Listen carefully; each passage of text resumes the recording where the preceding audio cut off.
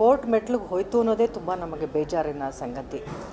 ಯಾಕಂದರೆ ವಿಷ್ಣು ಸರ್ ಎಂಥ ದೊಡ್ಡ ಲೆಜೆಂಡ್ರಿ ಅಂದರೆ, ನಾವು ಮಣ್ಣಾಗಿ ಹೋದ್ರೂ ಅವ್ರ ನೆನಪು ಮಣ್ಣಾಗಲ್ಲ. ಇವತ್ತು ಅವ್ರನ್ನ ಮಣ್ಣು ಮಾಡಿರೋ ಜಾಗದ ಬಗ್ಗೆ ಇಷ್ಟೊಂದು ಮಾತುಗಳು ನಡೆಯುತ್ತೆ, ಇಷ್ಟೊಂದು ಗೊಂದಲಗಳು, ಇಷ್ಟು ವರ್ಷಗಳು. ಇದು ನಿಜಕ್ಕೂ ಅವರ ಅಭಿಮಾನಿಗಳಾಗಿ ಅಥವಾ ಕನ್ನಡದ ಒಬ್ಬ ಮೇರು ಕಲಾವಿದನಿಗೆ ಉಳಿಸ್ಕೊಳ್ಳೋ ಒಂದು ವಿಚಾರದಲ್ಲಿ ಇಷ್ಟೊಂದು ಗೊಂದಲ ಅವಶ್ಯಕತೆ ಇರಲಿಲ್ಲ ಅಂತ ನನಗನ್ಸುತ್ತೆ. Vishnu sir doesn't deserve this. ಅವ್ರನ್ನ ತುಂಬ ಪ್ರೀತಿಯಿಂದ ನಾವು ನೆನೆಸ್ಕೊಳ್ಬೇಕಾಗಿತ್ತು.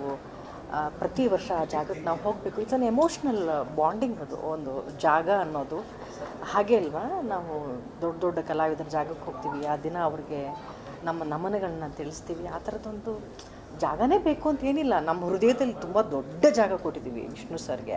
ಅದು ಯಾರೂ ಕಿತ್ಕೊಳ್ಳೋಕೆ ಸಾಧ್ಯ ಇಲ್ಲ, ಅದು ಯಾರೂ ಮಣ್ಣು ಮಾಡೋಕ್ಕೆ ಸಾಧ್ಯ ಇಲ್ಲ, ಅದು ಯಾರೂ ನೆಲ ಸಮ ಮಾಡೋಕ್ಕೆ ಸಾಧ್ಯ ಇಲ್ಲ. ಪ್ರತಿಯೊಬ್ಬ ಕನ್ನಡಿಗರ ಹೃದಯದಲ್ಲಿ ವಿಷ್ಣು ಸರ್ ಇದ್ದಾರೆ. ಆದರೆ ಈ ಥರ ವಿಚಾರ ನಿಜಕ್ಕೂ ಒಂಥರ ಆಗಬಾರ್ದಾಗಿತ್ತು ಅನ್ನೋ ನೋವು, ದುಃಖ ನಮ್ಮೆಲ್ಲರಿಗೂ ಇದೆ.